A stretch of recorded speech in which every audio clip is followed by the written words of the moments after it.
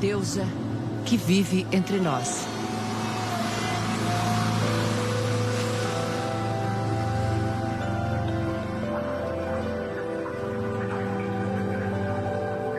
Está presente nas primeiras preces da manhã.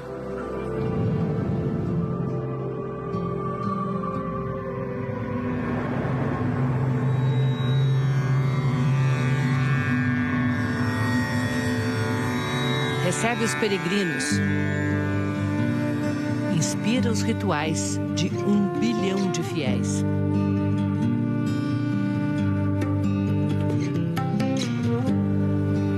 Espalha a fertilidade nos campos.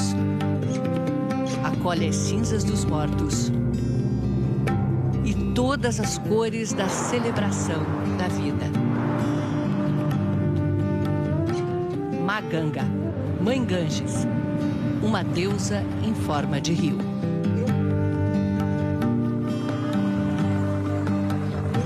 A jornada da vida, Rio Ganges.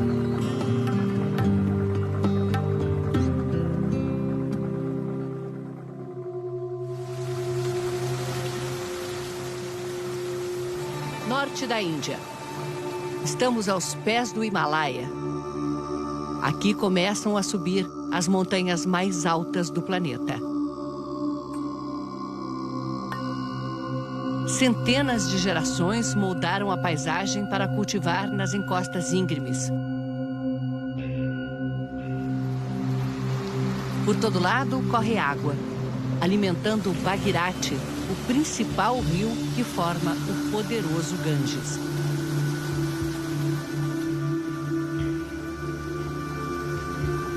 Conforme ganhamos altitude, as vilinhas dividem espaço com imensos pinheiros e cedros do Himalaia. São só 200 quilômetros, mas levamos 2 dias para chegar ao fim da estrada.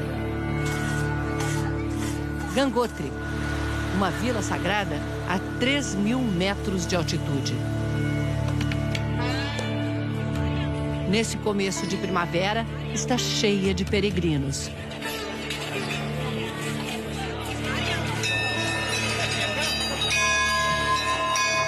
Eles tocam o sino como quem avisa a chegada. É um pedido de licença para entrar na área do templo da Mãe Ganges. As cúpulas parecem imitar as formas das montanhas. Não há cerimônias lá dentro. O ritual aqui se resume a ver a imagem. As orações acontecem diante da própria deusa viva. Daqui seguiremos a pé em busca da fonte do rio Ganges. Mas antes de partir, encontramos quem conhece essas montanhas intimamente. Swami Sundaranand, 93 anos. Mestre de yoga, monge, fotógrafo, montanhista. Comprei minha primeira câmera em 1956. Custou apenas 25 rúpias. Com essa câmera, o Swami registrou 6 décadas de mudanças climáticas. Principalmente na geleira de Gangotri, onde nasce o Ganges. A primeira vez que eu vi foi em 1948. A distância daqui até a geleira era de 12 quilômetros. Agora aumentou para 19. Está indo para trás. A altura da geleira também diminuiu. Então está retrocedendo e ficando mais fina? Sim, agora só se vê terra. O velho sábio, que nunca discutiu mudanças climáticas com cientistas, descreve o que mudou nas montanhas. Verões mais quentes, chuva fora de hora, pouca neve. Está derretendo muito. A natureza nos ensina muito em silêncio.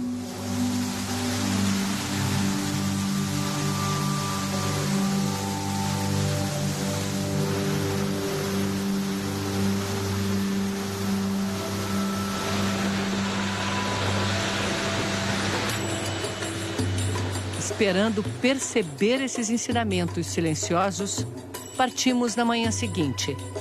Serão 5 dias, 70 quilômetros dentro do Parque Nacional. A caminhada é lenta para dar tempo de nos adaptarmos ao ar rarefeito. Só daqui a 2 dias encontraremos a nascente do Ganges, a 4.000 metros de altitude.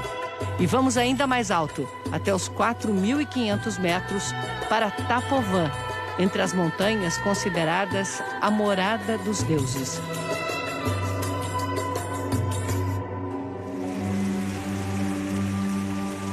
A trilha segue o curso do rio Bhagirathi. No primeiro dia ainda temos a companhia das árvores.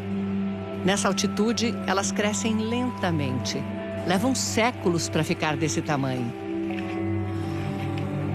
Acostumados com o ar rarefeito, os carregadores que apoiam a nossa expedição andam rápido. O sol esquenta. O degelo acelera.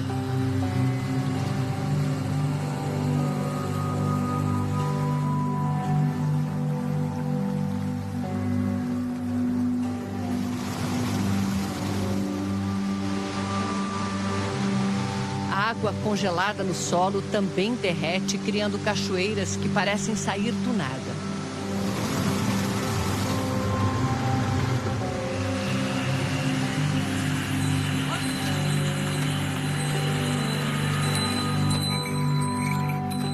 Neste acampamento, passamos a primeira noite já avistando o nosso destino.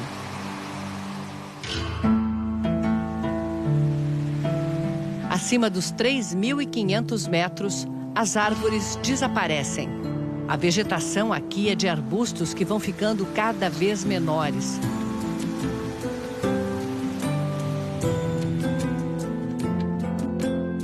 Um grupo de carneiros azuis do Himalaia. No terreno pedregoso, eles quase desaparecem na paisagem. Uma camuflagem para se proteger de predadores enquanto se deslocam em busca de alimentos.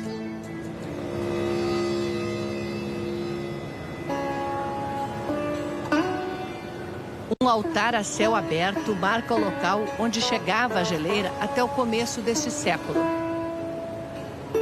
Ainda é um lugar de orações. E onde os sadhus, religiosos que renunciam aos bens materiais e passam a viver nas florestas ou cavernas das montanhas, vêm buscar a água sagrada para os rituais.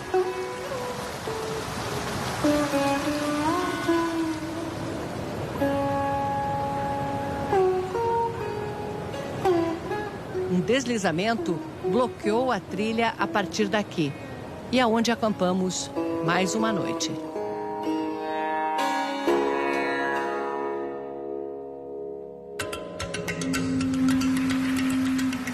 Começamos o dia com a travessia numa cestinha.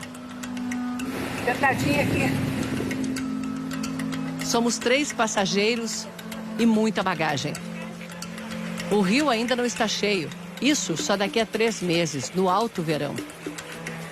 O nosso companheiro de travessia é um sadhu em peregrinação.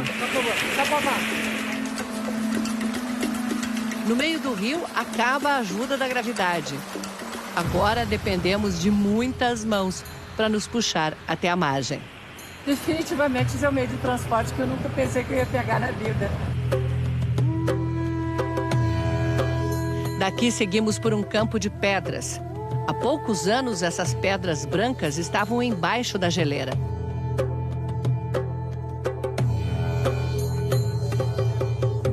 Logo, o terreno está cheio de blocos de granito que deslizaram da montanha.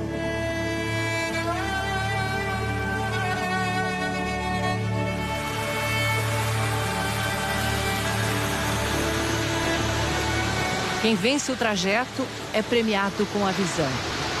O rio Ganges saindo de dentro da geleira. É preciso prestar atenção para ver que é gelo e não rocha, de tão escura que ela está, com poeira e pedras. Essa água derreteu sobre a geleira, penetrou pelas fendas e emerge, gelada e cheia de sedimentos acumulados por milênios. Os indianos chamam a nascente de Gomukh, a boca da vaca. Outra referência religiosa, já que a vaca também é sagrada para os hindus. A mitologia indiana diz que aqui a deusa Ganges desceu dos céus para correr na terra. E que tocar essas águas limpa os pecados de uma vida inteira. E aqui o Ganges começa a sua jornada em direção à Baía de Bengala. Uma jornada como nenhuma outra. Uma divindade em forma líquida, que não só alimenta o seu povo, espalhando fertilidade, como também alimenta o espírito. A mãe Ganges, que está presente na vida e na morte. Mas a própria geleira que alimenta o rio está ameaçada. Conforme ela derrete e deixa a terra exposta, as barrancas vão colapsando para cima dela. As rochas escuras absorvem mais o calor do sol, acelerando ainda mais o derretimento. A geleira agora parece um rio seco que lentamente se desloca. 30 quilômetros pelo vale. Ela ainda tem pontos com mais de 500 metros de altura de gelo. Mas essas margens secas mostram que ela perdeu muito volume. Está centenas de metros mais baixa.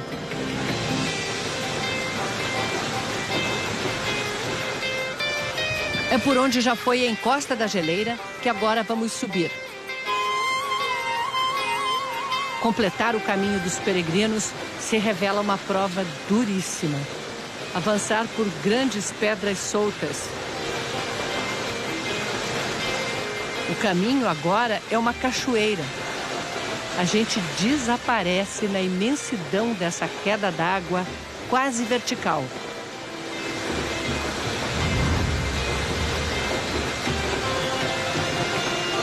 São 3 horas para apenas 1 quilômetro de distância em que ganhamos 500 metros de altitude. E finalmente estamos em Tapovan.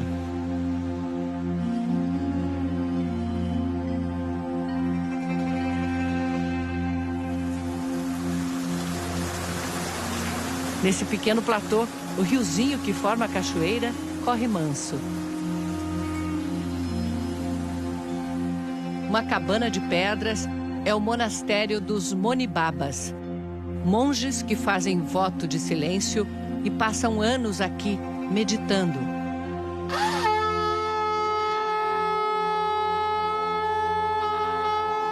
O chamado para as orações do fim do dia. Somos convidados a participar. Em absoluto silêncio, preces e bênçãos são compartilhadas. Assim, viajantes e peregrinos, terminamos o dia.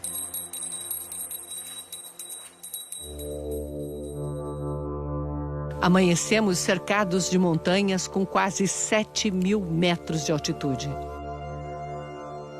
Não é à toa que os indianos consideram este lugar a morada dos deuses. Desde a antiguidade, eles compreenderam que é dessas montanhas que escorrega o gelo, que forma o glaciar, que por sua vez dá origem ao rio Ganges. Só que nem mesmo os lugares sagrados estão a salvo dos efeitos brutais das mudanças climáticas. Os Himalaias já perderam 15% do seu gelo desde os anos 70. E devem perder mais 30% até o fim do século, mesmo que o planeta esquente só 1,5 graus. Se esquentar mais, o Himalaia pode perder até 2/3 de todo o gelo e comprometer o abastecimento de água para 2 bilhões de pessoas na Ásia.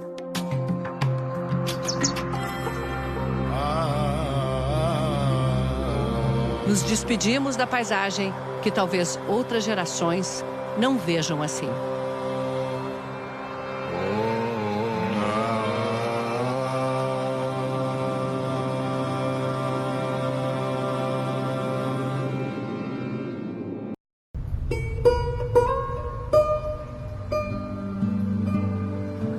na beira do Ganges, a Índia se tornou a Índia. Nas suas águas, o povo depositou a fé. Na terra de milhares de deuses, uma divindade é especialmente venerada: a deusa Ganges. A jornada da vida, Rio Ganges.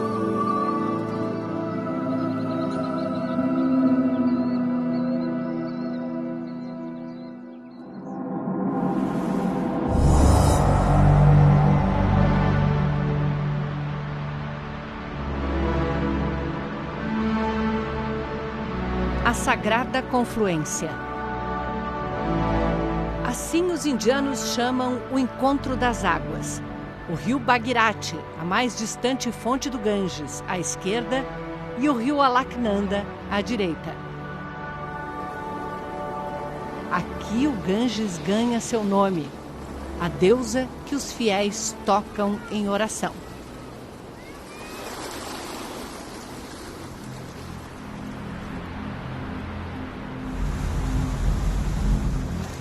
A água clara nos oferece uma amostra do que o rio já foi: limpo, imaculado e cheio de vida.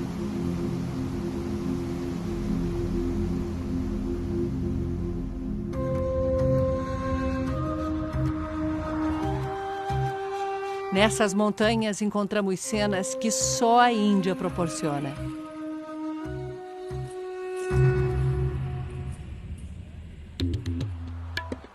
Rishikesh, a primeira cidade no caminho do Ganges, onde as montanhas encontram a planície.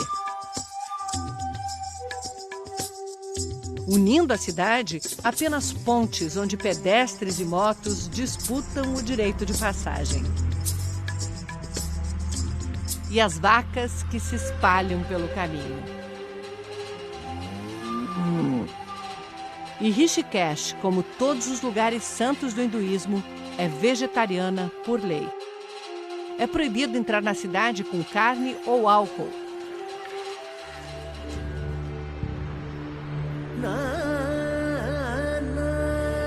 A margem esquerda do rio é tomada por ashrams, os monastérios hindus.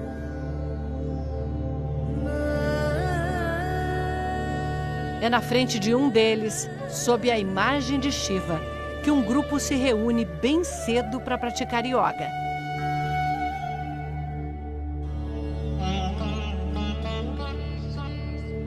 É uma aula básica para quem quiser se juntar. Uma ideia que está na origem da palavra yoga, estar junto. Os aprendizes do ashram não parecem muito interessados nesses movimentos pouco desafiadores. A yoga é uma prática de vida, mais antiga do que a ideia de uma nação indiana. Um dos herdeiros dessa tradição em Rishikesh é o Puya Swami Chidanand Saraswati. Na juventude, ele passou 8 anos no Himalaia meditando. E hoje só quebra o silêncio nas manhãs para cantar os mantras.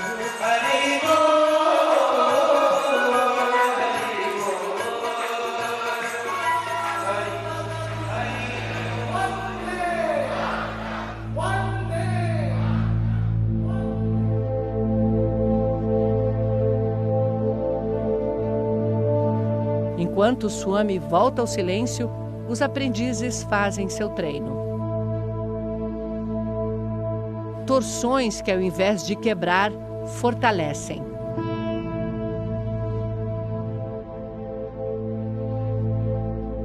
A respiração comanda os movimentos.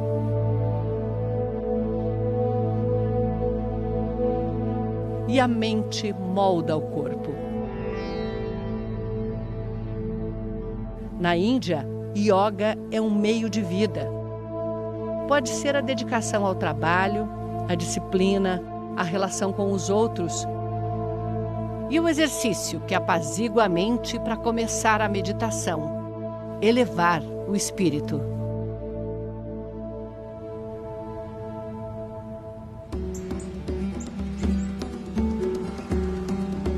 Nesta manhã quente, os espíritos se elevam vendo a alegria dos aprendizes, fazendo a reverência à deusa Ganges.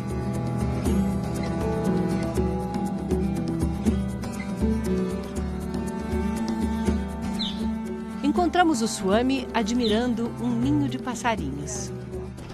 Dizem que como Deus não pode estar em todos os lugares ao mesmo tempo, ele criou as mães. O Swami defende yoga e meditação como ferramentas para uma vida feliz. Se você quiser ficar em paz, meditação é o único caminho. As coisas vão oscilar, mas você não vai oscilar. Você permanecerá tranquilo, livre para uma vida saudável e harmônica. Faça meditação, faça yoga.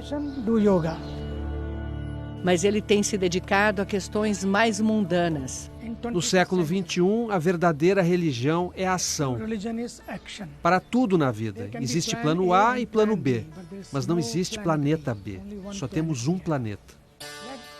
Na religião de ação, os mantras são: saneamento é meditação. Saneamento é meditação. Banheiros são mais urgentes que templos. Sadhvi Bhagawati é aliada do Swami nessa luta. De família judia americana, doutora em psicologia na Universidade de Stanford, se converteu numa visita à Índia. Caminhei até o rio Ganges, pus os pés na água e foi uma experiência divina de transformação. Como se eu soubesse onde eu precisava estar, no colo da mãe Ganges. O ashram foi pioneiro na campanha pelo Rio Limpo, um desafio imenso. Ao longo de 2.500 quilômetros até a Foz, 6 bilhões de litros de esgoto são jogados no rio diariamente. O índice de cloriformes fecais é, em alguns pontos, 300 vezes mais alto do que o tolerado. Na Índia, banheiro ainda é raridade. Uma das metas do governo é construir 100 milhões de banheiros até o ano que vem. Centenas de milhões de pessoas vivem no Vale do Ganges. Elas dependem dessa água não para a conexão divina, mas para beber, cozinhar e irrigar seus campos. Por causa delas, temos que garantir que a água não esteja contaminada.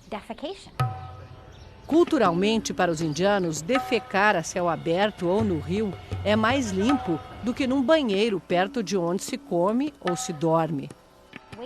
Sadhvi Bhagawati explica como reagem os devotos quando se fala em não poluir o rio sagrado. Como assim poluir a mãe Ganges? Ela é uma deusa. Ela purifica pecados de uma vida inteira. Como assim uma sacola plástica pode poluí-la? Não é possível poluir a mãe Ganges. Esse rio, que é considerado uma deusa, com a água que purifica o espírito, recebe não só as orações, mas também os dejetos de mais de 400 milhões de pessoas que vivem às suas margens. E apesar dos indianos acharem que nada pode contaminar a água da Má Ganga, a mãe Ganges, este hoje é um dos rios mais poluídos do planeta.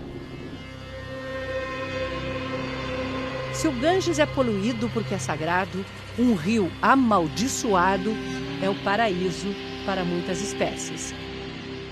Rio Chambal, um oásis selvagem em meio a uma das áreas mais populosas da Índia. Diz a história que um rei apostou a própria mulher num jogo de dados aqui na beira do Chambal e perdeu. Os vencedores, então, humilharam a rainha, tentando arrancar as roupas dela. A rainha, então, amaldiçoou qualquer pessoa que bebesse dessas águas por toda a eternidade.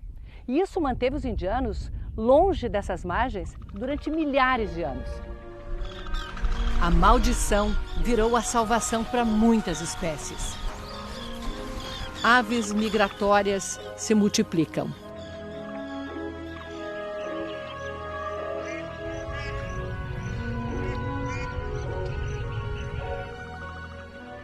No barranco, um ninho de urubus do Egito. Um pavão selvagem. nativo da Índia, é a ave símbolo do país. A fêmea, sem as plumas coloridas, busca comida na vegetação. Os belos bicos de tesoura, muito ameaçados, encontram proteção aqui.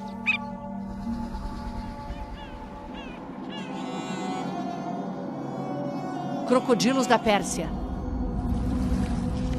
Imponentes, fortes. Não são os únicos nessas águas. Uma criatura estranha, o gavial.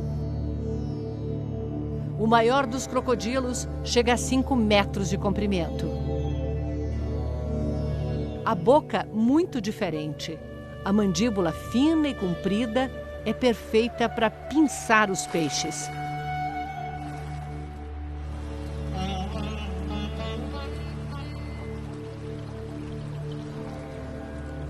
Os machos têm uma bola na ponta do focinho. São muito ariscos e não sem razão. Nos anos 70, só 200 gaviais sobreviviam na Índia. A área do Chambal foi protegida e hoje a população de gaviais passa de 1000, mas eles continuam ameaçados de extinção. O biólogo Gajendra Dagar acompanhou boa parte dessa história de sucesso. Pergunto se ele acredita que um dia verá o gavial de volta ao Ganges. O Ganges não está exatamente limpo, é poluído. E o gavial não consegue sobreviver em águas sujas. No futuro, quando o Ganges estiver limpo, o gavial poderá então sobreviver.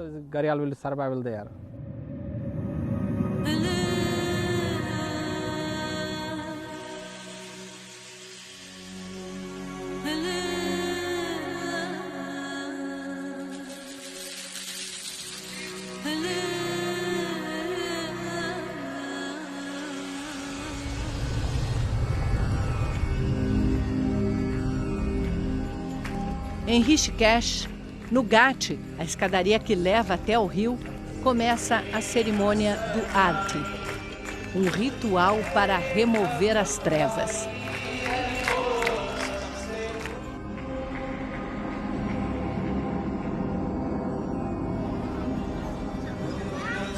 A deusa Ganges carrega as oferendas de luz.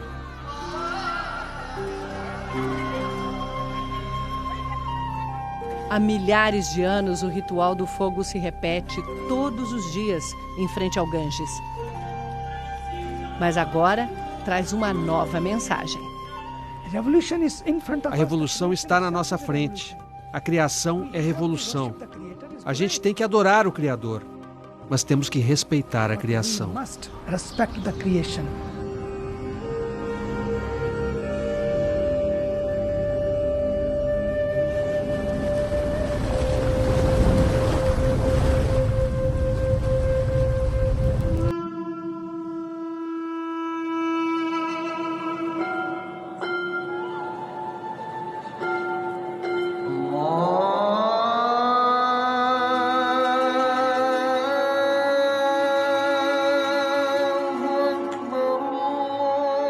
No coração da capital da Índia, a vida revolve em torno da mesquita. No século XVI, muçulmanos mongóis conquistaram o norte da Índia. Na beira do Yamuna, o principal afluente do rio Ganges, fundaram o Império Mughal, o maior do mundo na época. A jornada da vida, Rio Ganges.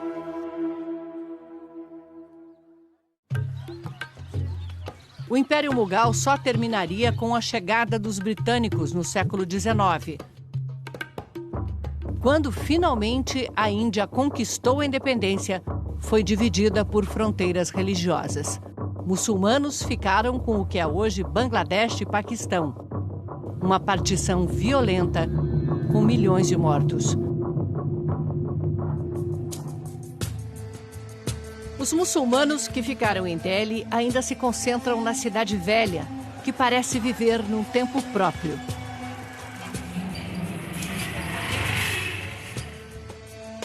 é onde estão os mercados.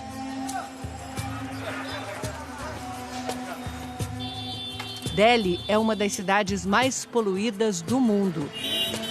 Frota antiquada e a fuligem de carvão, que gera mais de 70% da energia do país. A poluição é tão violenta que, se o governo conseguisse acabar com ela, os indianos viveriam 4 anos a mais, em média. Mas o enriquecimento da Índia é tocado a carvão. No ano 2000, a nossa economia era maior. Só que a Índia vem crescendo sem interrupção e, desde 2014, passou o Brasil. Nos últimos 10 anos, o Produto Interno Bruto da Índia, que é a soma de todas as riquezas produzidas no país, mais do que dobrou. Ela acaba de ultrapassar a Inglaterra e já é a 5ª maior economia do mundo. Gurgaon, ao lado de Nova Delhi, um dos centros de tecnologia da informação espalhados pelo país. A face mais visível do desenvolvimento, que em uma década transferiu 300 milhões de pobres para o mercado consumidor. Impulsiona empresas locais. Em 10 anos, esta saiu do nada para faturar 4 bilhões de reais por ano. Higiene, limpeza, alimentos, tudo baseado na Ayurveda, a medicina tradicional. A pasta de dentes, por exemplo, é feita com Neem, a mesma planta de onde os indianos tiram os gravetinhos para limpar os dentes. O fundador da empresa, Baba Ramdev, o yogi bilionário. Ele já era um popstar da yoga quando virou empresário. Queremos falar de negócios, mas o Baba quer me ensinar yoga. Esse é um exercício de equilíbrio. Põe sua perna aqui. Ele acha que eu sou capaz de fazer isso. Tenta. Sim, é muito bom. Você tem muito equilíbrio. Muito bom. A risada é fácil, constante. Sua mente se acalmou. Respiração, posturas. Diante do yogi mais famoso da Índia, é melhor parar e só ver. Ok. Oh my. Até ele decidir falar. O senhor imaginou que a empresa cresceria tanto?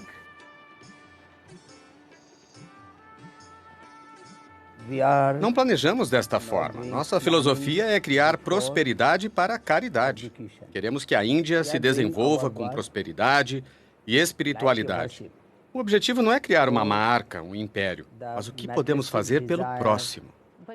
Mas agora vocês estão competindo e até ganhando de grandes corporações internacionais. Verdade, mas nossa competição não é com eles, é com nós mesmos. Self-competition. Self-competition.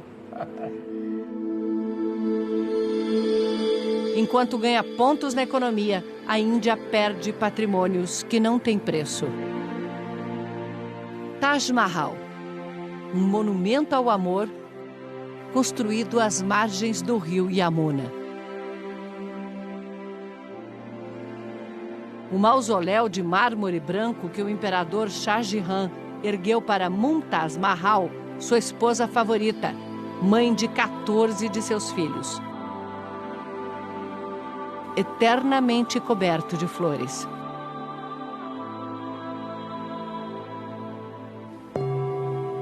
Resistiu por 400 anos. Mas agora está sendo corroído pela chuva ácida provocada pela poluição.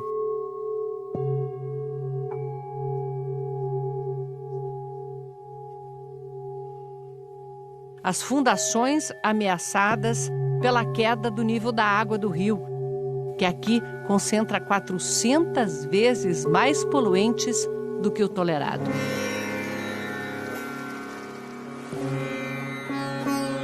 Declarado pela justiça indiana um ser vivo, com os mesmos direitos que os humanos, o Yamuna agoniza. Por isso, o jornalista Brish Kandeval tomou uma atitude. Fui até a delegacia fazer uma denúncia. Eu disse a eles, o rio é um ser vivo e está sendo assassinado. Os criminosos precisam ser identificados e punidos pela lei. O único efeito prático foi mobilizar a população para cobrar mudanças. As pessoas se deram conta de que, se não melhorarem as condições do rio, a nossa saúde será prejudicada e a gente vai ter que gastar mais dinheiro no combate a doenças.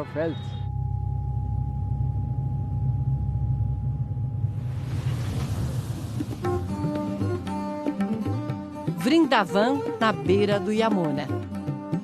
Lugar onde a mitologia diz que nasceu o deus Krishna. É a primeira lua cheia da primavera. Um festival como nenhum outro está para começar.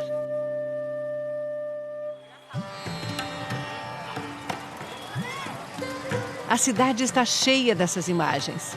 É Holika, uma deusa má que raptou um príncipe e queria jogá-lo no fogo. Mas é ela quem vai morrer queimada.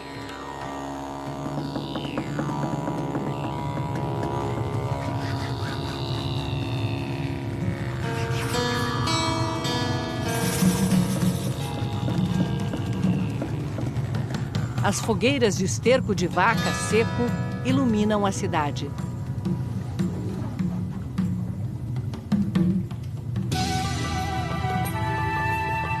Que amanhece em festa. O Holi, o Festival das Cores, está na rua.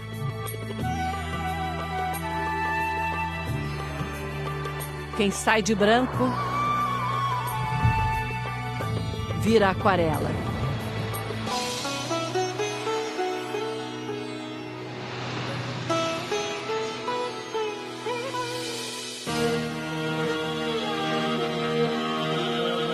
É dia de se desejar o bem. Ninguém fica de fora.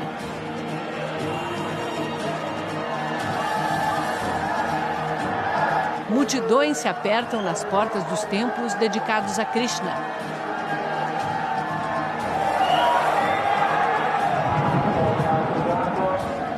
As cores simbolizam o desejo de ver os campos férteis, colheita farta.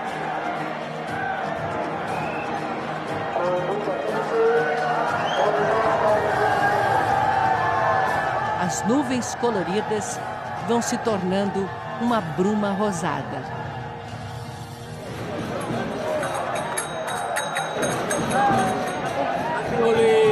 Happy Holi! Happy Holi! O mais incrível é que, apesar de ter essa cara de carnaval, com música, tambor, todas essas cores, essa alegria, essa continua sendo uma festa religiosa, que acontece principalmente dentro dos templos. O Holi é também a comemoração da vitória do bem sobre o mal. Um dia de perdoar e pedir perdão num êxtase coletivo.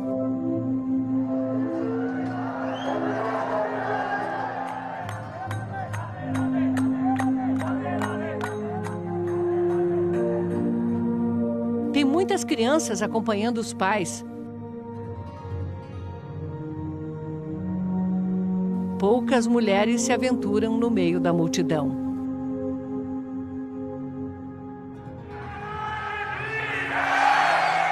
Mas nesse templo, elas comandam o pátio. Começou com uma família que agora tem milhares de membros. Os líderes religiosos se instalam numa arquibancada. O povo se pendura pelas marquises para ver. Álcool é proibido, mas o templo distribui uma bebida feita de leite com maconha. A tradição vem da lenda de que Krishna e os amigos perturbavam as mulheres que lavavam roupas. Cansadas do bullying, elas foram à revanche. Hoje é dia de os homens apanharem. Chuveiros despejam milhares de litros de água. É uma enxurrada. As mulheres cobrem os rostos. A liberdade está no anonimato. Elas perseguem os homens, rasgam suas roupas e são usadas para bater neles. Há um jogo de resistência, mas os homens vieram aqui para isso. Eles revidam despejando sobre elas baldes de água colorida. Numa sociedade onde as mulheres são muito oprimidas, o ritual alivia tensões acumuladas ao longo do ano.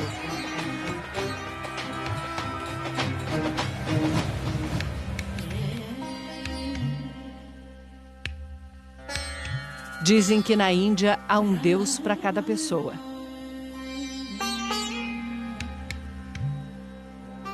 No Holi, cada pessoa parece encarnar seu Deus. Colorido como só os deuses indianos podem ser.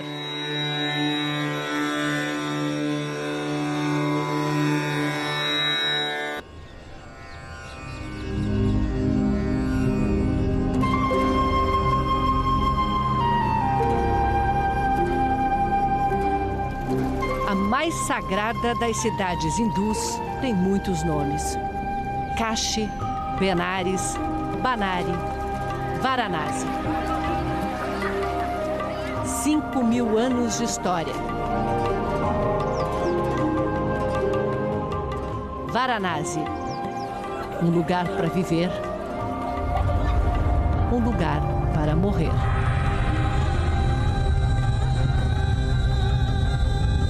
A Jornada da Vida, Rio Ganges.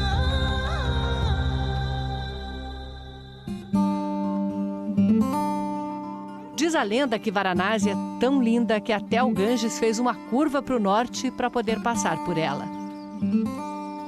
Na luz rosada do amanhecer, a gente entende por que ela encanta tanto.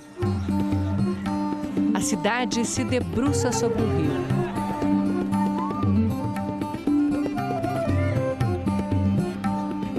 A vida mistura o sagrado e o banal.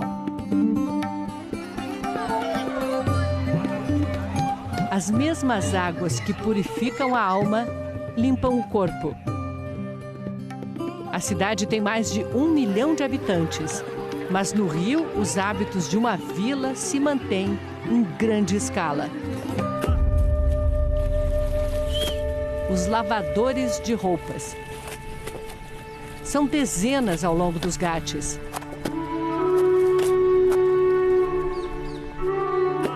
Água, pedra, força humana.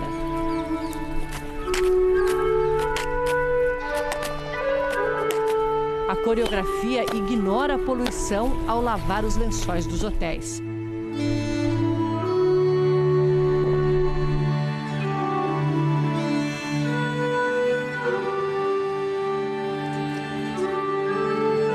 De qualquer ponto do rio se vêem as fogueiras de cremação. Mas a presença constante da morte não para a vida em Varanasi. A cidade é vegetariana por lei. De proteína animal, só o leite. Está no iogurte doce vendido nas esquinas. Ou no chai, o chá preparado com gengibre e especiarias, cravo, canela, anis, erva doce e leite.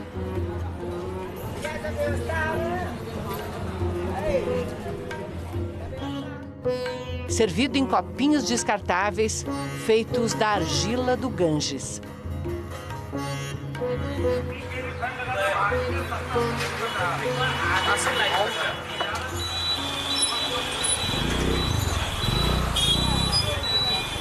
Onde há trânsito, transita tudo ao mesmo tempo.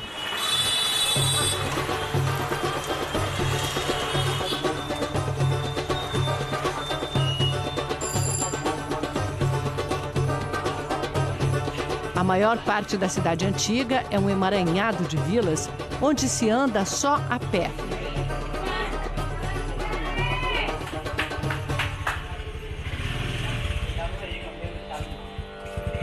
Atrás de portinhas, artesãos muçulmanos tecem luxuosos saris, os vestidos tradicionais.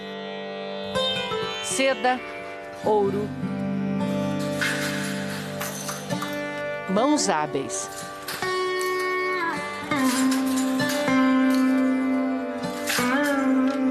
E uma capacidade de desenhar de baixo para cima as estampas únicas, em teares que parecem pertencer a um passado distante.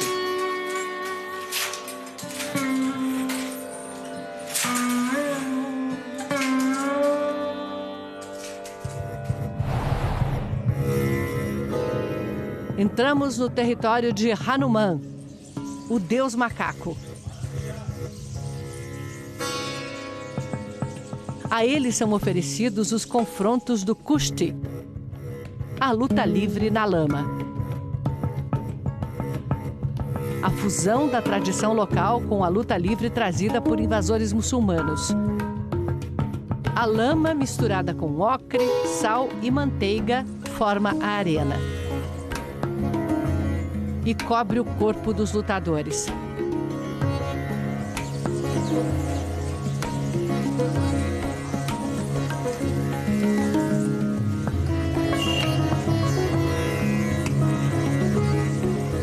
Crianças treinam com os adultos.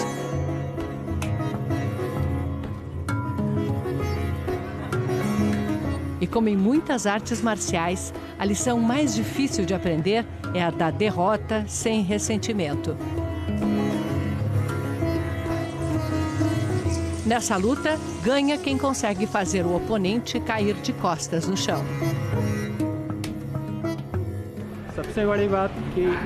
Essa arena é nossa cultura, é um belo exemplo da nossa tradição. Além disso, tem um papel social na comunidade.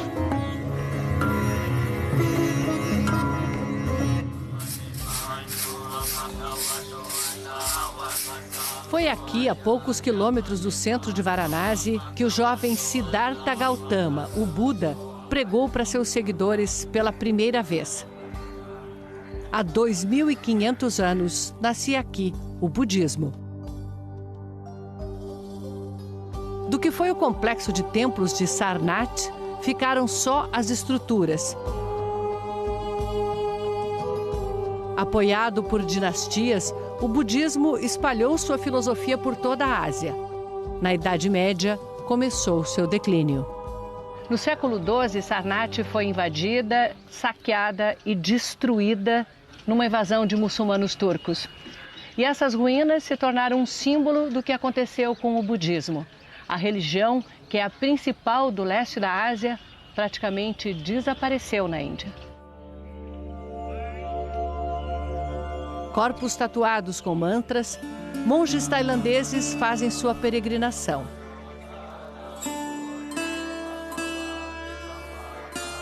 Hoje, menos de 1% dos indianos são budistas.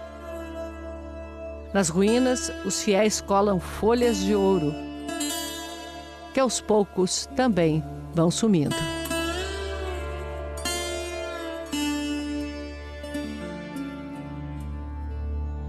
Muitas religiões convivem em Varanasi e consideram a cidade santa. Mas é o ritualismo hindu que define esse lugar. No emaranhado de construções irregulares, ainda hoje são encontrados pequenos templos. Este é dedicado a Shiva.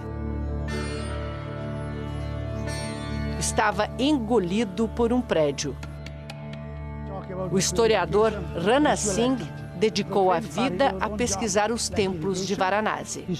Ao longo da história, foram construídos 3.300 templos. Eu fiz um levantamento.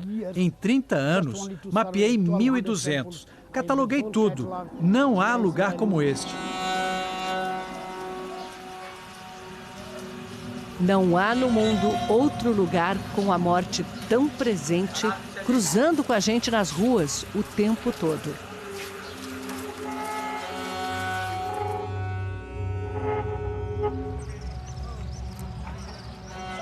O corpo coberto de flores é recebido por um sacerdote.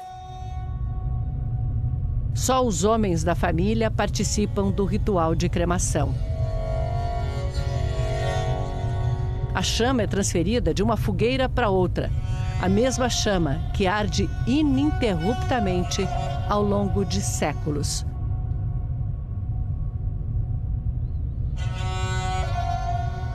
Ser cremado em Varanasi é o sonho de todo devoto hindu. É que para os hindus a morte é o objetivo. Não que eles desejem a morte ou que não sofram por causa dela. Mas eles acreditam que a morte é seguida de um renascimento que pode ser de várias formas. Um ser humano, um inseto, um animal como um elefante. Isso num longo ciclo de morte e renascimento. Só que quem morre aqui, em Varanasi, pega um atalho e atinge o que eles chamam de moksha, quando o ser se torna um com o universo. Mas tudo tem preço. Para cremar um corpo são necessários 500 quilos de lenha. Famílias pobres compram menos e, em vez de cinzas, jogam restos parcialmente cremados no rio. A gente estima que entre 2 e 3 toneladas de corpos parcialmente cremados são jogados no rio por ano. O professor montou um laboratório de controle da qualidade da água do Ganges. Cerca de 33 mil corpos são cremados todo ano aqui, usando 16 mil toneladas de lenha. Com isso, 800 toneladas de cinza são jogadas no rio. As cinzas de 60 milhões de árvores. A maioria vem das florestas do Himalaia. O governo tem instalado crematórios a gás. Mas como mudar uma prática que é o próprio sentido da vida para eles? Por que aqui e não em outro lugar? Porque é assim desde sempre. O começo da vida, a morte, os dois são a mesma coisa. A morte não é separada da vida. Se o ritual funerário é aqui, a alma vai para um hotel 7 estrelas no céu. Pode ser uma brincadeira, mas é o que as pessoas pensam.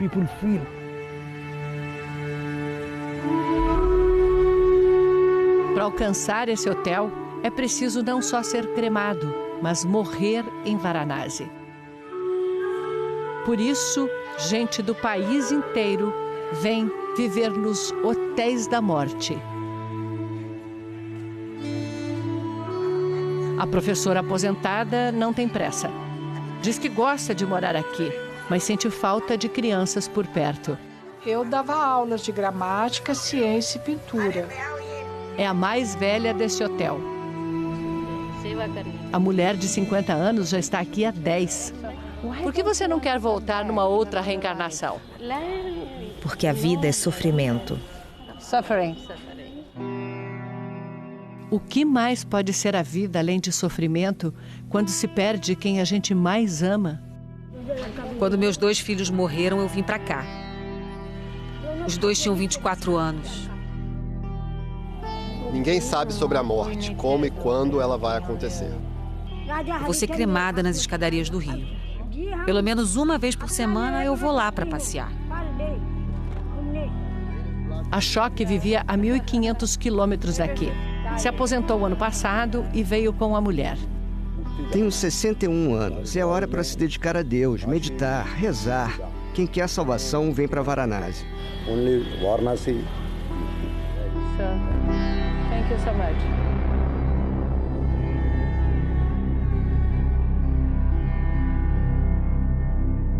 Nas ruas encontramos muitas pessoas que abandonaram tudo pela religião. Há sadhus, monges que vivem de caridade, e muitos mendigos. No fim do dia, voluntários distribuem comida. Em Varanasi, nunca falta alimento. Nem para o corpo, nem para o espírito.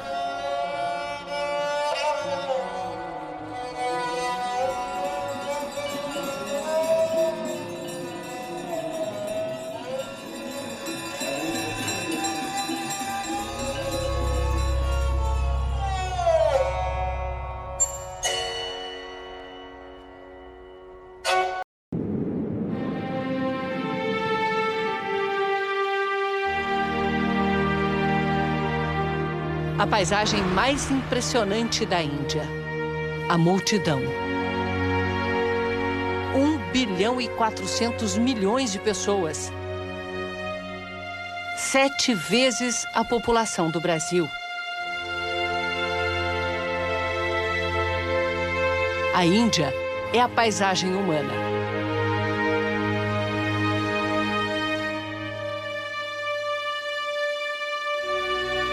A Jornada da Vida, Rio Ganges.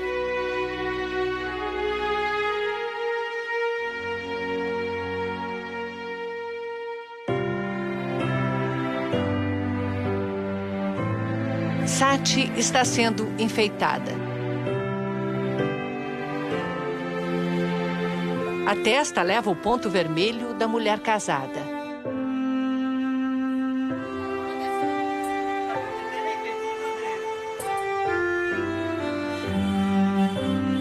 A mãe e as tias buscam o noivo no carro.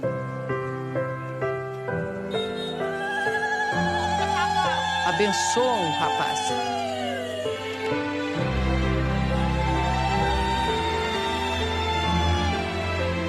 Dão bolinhos para lhe comer. Prenúncio da doce vida que começa.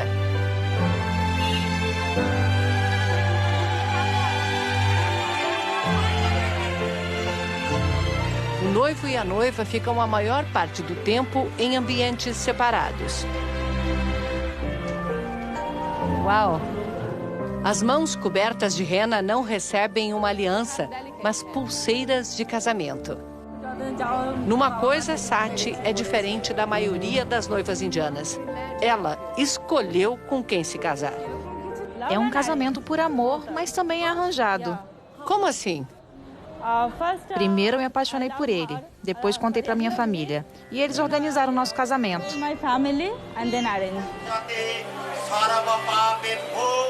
A organização inclui acertar o dote pago à família do noivo. E se a família não tivesse aprovado? Eu teria tentado convencê-los, senão eu me casaria com quem eles escolhessem para mim. Toda menina indiana cresce sabendo o risco que é casar sem consentimento. A situação pode escalar para algo horrível. O noivo pode até ser morto ou a comunidade se voltar contra a família. A jovem pode ser banida ou isolada do mundo.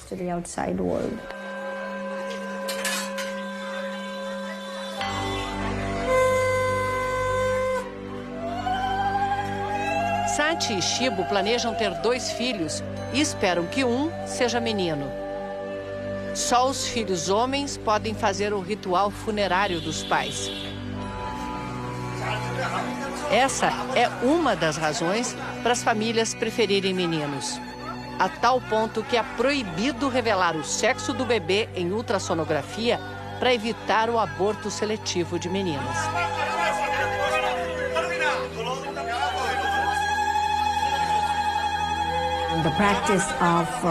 A prática de abortar meninas é um mal inerente à nossa sociedade. As pessoas podem até negar, mas em alguns estados da Índia, o desequilíbrio é tão grande que há famílias casando 4 irmãos com apenas uma mulher.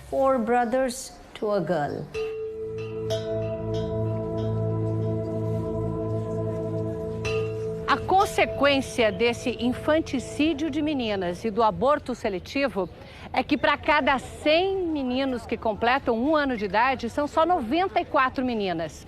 Hoje, a Índia tem 37 milhões de homens a mais do que mulheres. O desequilíbrio é maior no campo, onde estão 7 de cada 10 indianos. Com menos da metade do tamanho do Brasil, a Índia consegue alimentar sua imensa população e ainda ser um grande exportador de grãos.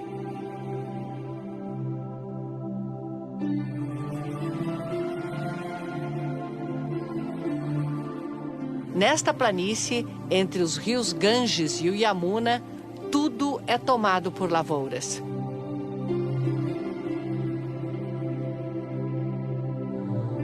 Pequenos produtores trabalho feito a muitas mãos.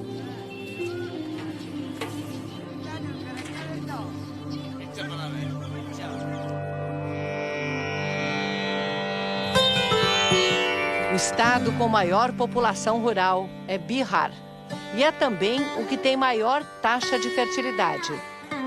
Aqui, o governo decidiu controlar a natalidade, educando meninas na área rural.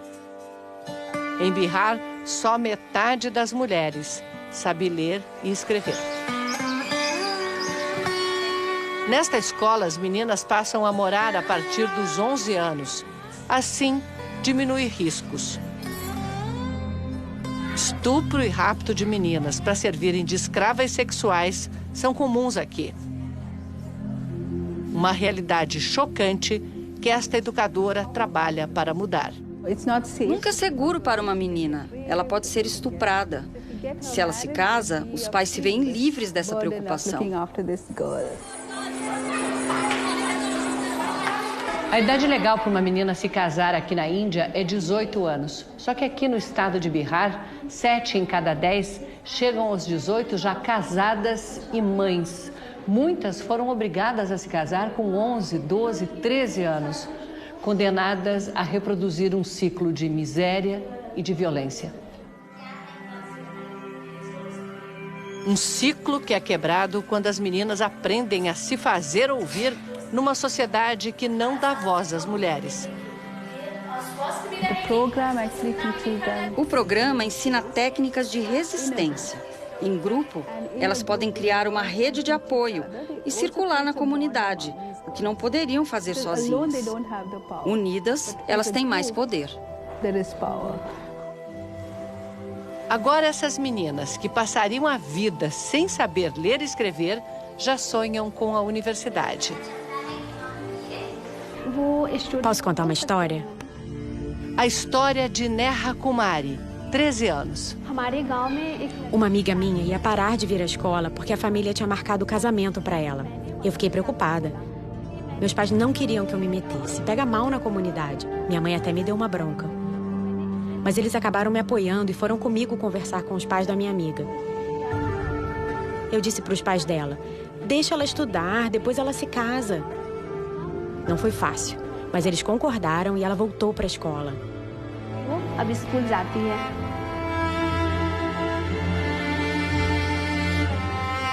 Você conhece muitas meninas casadas? Sim, sofro muito por elas. Na escola, as meninas aprendem a lidar com um tabu na sociedade indiana: a menstruação. As mulheres crescem se desculpando por menstruar. Não pode entrar na cozinha, não pode tocar na água, não pode entrar num templo. Tem uma lista enorme de proibições para mulheres que estão no período. No começo do ano, no sul da Índia, mulheres se uniram numa corrente de 600 quilômetros. Foi para garantir que 2 fiéis entrassem num templo que bania mulheres em idade fértil. Foi um momento de grande orgulho. Finalmente, as mulheres desse país controlando seus destinos.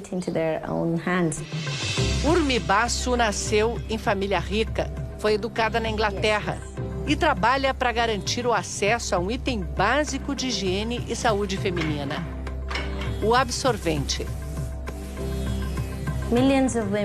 Milhões de meninas nesse país precisam ter acesso a produtos que permitam que elas tenham saúde, a segurança e ajude-as a tocar suas vidas, as tarefas do dia a dia, sem nenhuma desvantagem.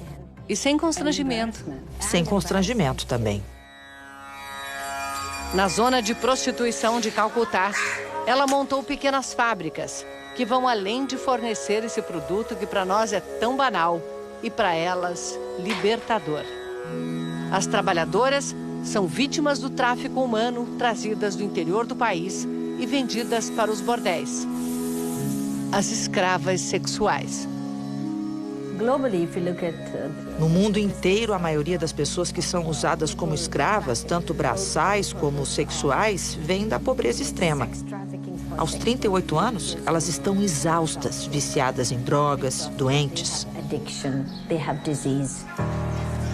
Os filhos também são acolhidos.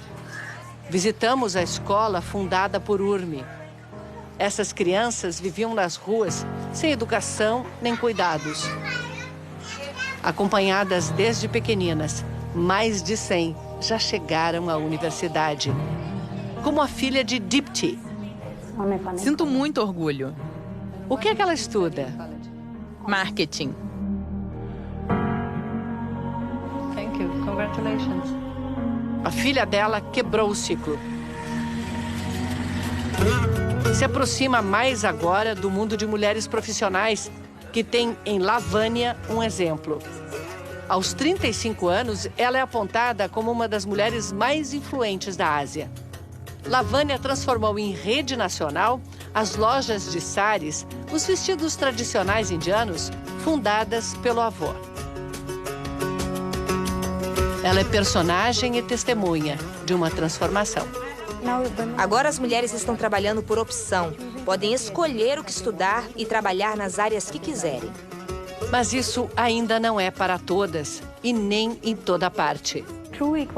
A verdadeira igualdade é quando as mulheres são aceitas em todos os segmentos da sociedade. E ainda não chegamos lá.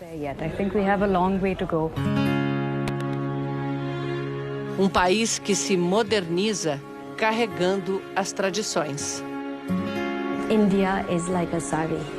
A Índia é como um sari. Não tem uma estrutura. 5,5 metros de tecido que tomam formas diferentes em cada mulher.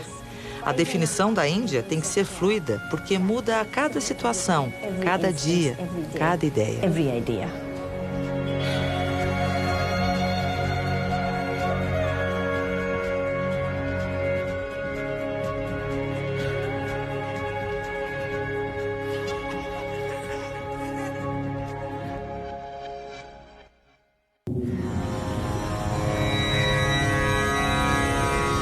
Calcutá, a última grande cidade nas margens do Ganges. Por aqui, muitas riquezas deixaram a Índia. Aqui, a Índia conheceu a extrema miséria. A jornada da vida, Rio Ganges.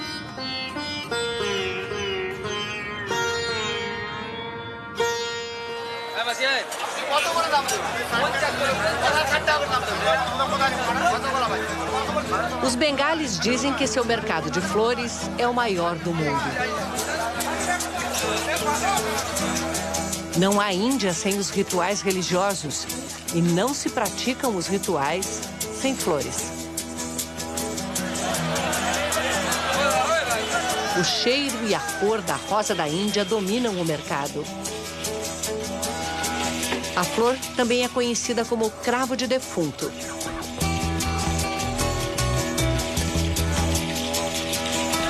Flores vendidas às toneladas e distribuídas para toda a região.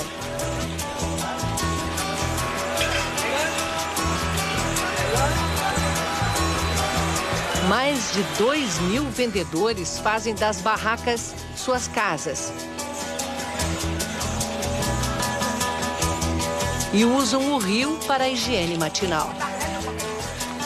Na metrópole de quase 10 milhões de pessoas, a falta de habitação é crônica. Nos últimos 20 anos, a Índia reduziu drasticamente o número de habitantes em pobreza extrema. Ainda são 80 milhões de pessoas. A proporção da população miserável passou de 46% para pouco mais de 5%. Mesmo assim, o desafio que a Índia tem pela frente ainda é imenso.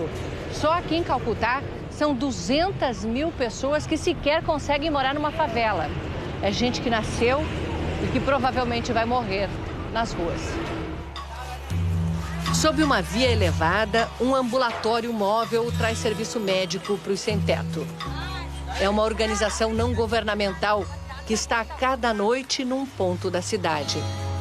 Atende os pacientes, distribui remédios, ensina cuidados básicos. As despesas médicas são extremamente altas. Eles não conseguem pagar.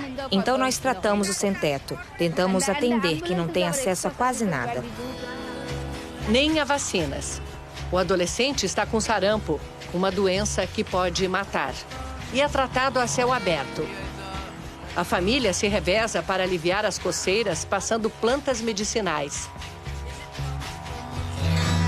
O lugar onde Madre Teresa montou sua casa de acolhimento se tornou sinônimo de miséria. Mas nem sempre foi assim. Calcutá foi ocupada pelos ingleses ainda no século XVIII. Em apenas uma década, a política colonial já matava 10 milhões de pessoas de fome só no estado de Bengala. Daqui, os ingleses expandiram seu domínio por toda a Índia. E ao longo de mais de um século, levaram embora o equivalente a 180 trilhões de reais em riquezas. Calcutá foi a capital da Índia Britânica por quase 140 anos, até que o movimento nacionalista aqui ficou tão forte que obrigou os ingleses a mudarem sua capital para Nova Delhi. Mas ainda foi necessário quase meio século para os indianos conquistarem a independência. O que finalmente derrotou o poderoso Império Britânico foi um discurso revolucionário que nenhuma arma conseguia combater: Mahatma Gandhi e sua pregação pela não violência. Uma das principais motivações de Gandhi foi, de novo, a fome em Calcutá. Mais 2 milhões de mortos. A causa: o que os indianos colheram foi mandado para os soldados ingleses no fronte. Em Calcutá, os monumentos, o gosto pelo cricket, os grandes parques gramados permanecem. Tanta grama verde aqui não pode ser desperdiçada só com lazer. Ficou também o impacto do cristianismo, trazido para essa terra com milhares de deuses.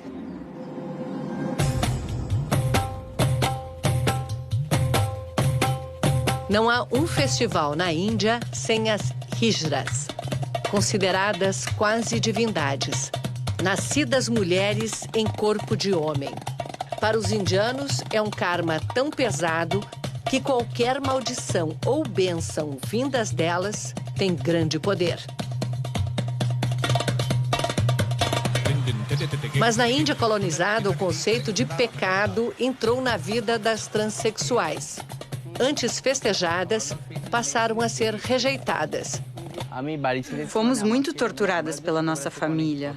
Nossos pais nos agrediram, cortaram nossos cabelos, negaram comida. Quando eu tinha 17 anos, saí de casa para sempre. Jogada na vida possível para quem é banida: a prostituição. Mas ela encontrou em grupo o apoio para voltar à tradição. Hoje, as hijras fazem o que sempre fizeram. Quando uma família tem filhos, elas são chamadas para abençoar as crianças. A crença no poder dessa bênção continua. O bebê vai ter a vida próspera. O futuro dele será melhor.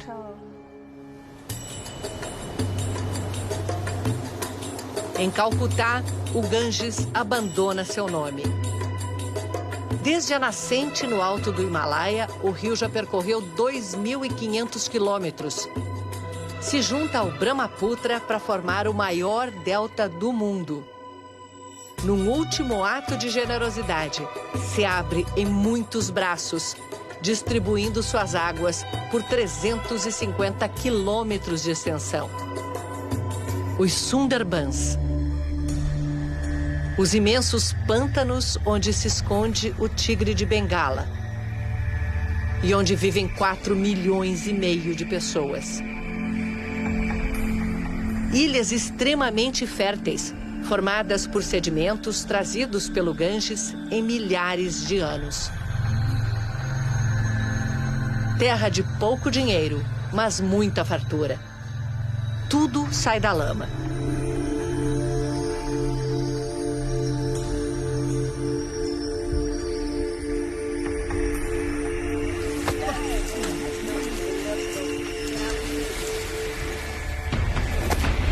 Agora, com a lama, eles tentam salvar suas ilhas do avanço do mar. Em vão. Este mundo está desaparecendo.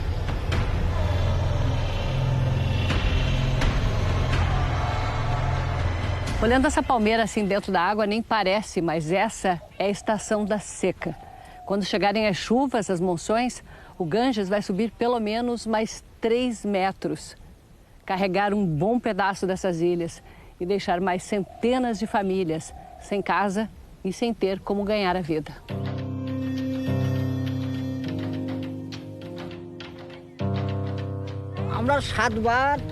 O homem conta que a casa dele ficava a 1 quilômetro daqui, lá onde agora está um barco. A água engoliu plantação, casa, tudo. Ele é muçulmano, foi morar com os hindus. A tensão religiosa que cresce na Índia não chegou até aqui. Aqui não tem problema por causa de raça ou religião. Vivemos todos juntos. Celebramos tanto os rituais hindus como os muçulmanos. Somos felizes assim.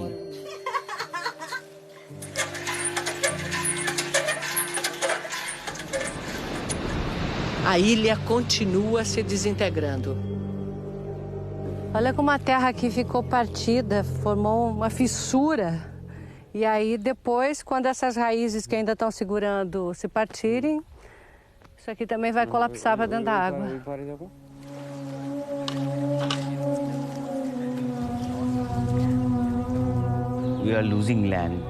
Estamos perdendo terra com o aumento do nível do mar.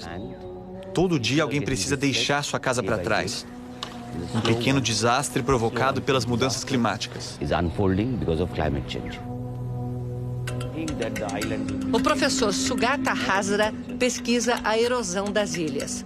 250 quilômetros quadrados de terra já desapareceram. O delta não consegue suportar o aumento do nível do mar porque os sedimentos não chegam mais até aqui. Os sedimentos ficam nas muitas represas feitas para gerar energia e também para desviar água para as lavouras. São mais de 200 mil quilômetros de canais de irrigação só no norte da Índia.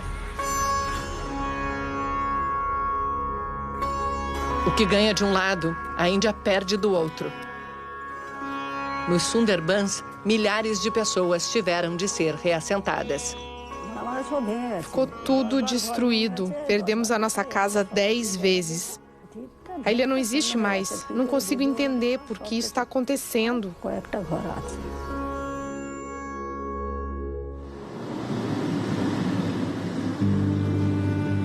A jornada do rio Ganges começou no alto do Himalaia, onde ele brota do gelo. O rio que é mãe de centenas de milhões de indianos espalha fertilidade, colhe oferendas, define vidas. 2.500 quilômetros depois, ele encontra a Baía de Bengala. Suas águas sagradas agora se misturam ao oceano. Alcançam o mundo. Essa foi a jornada da vida, Rio Ganges.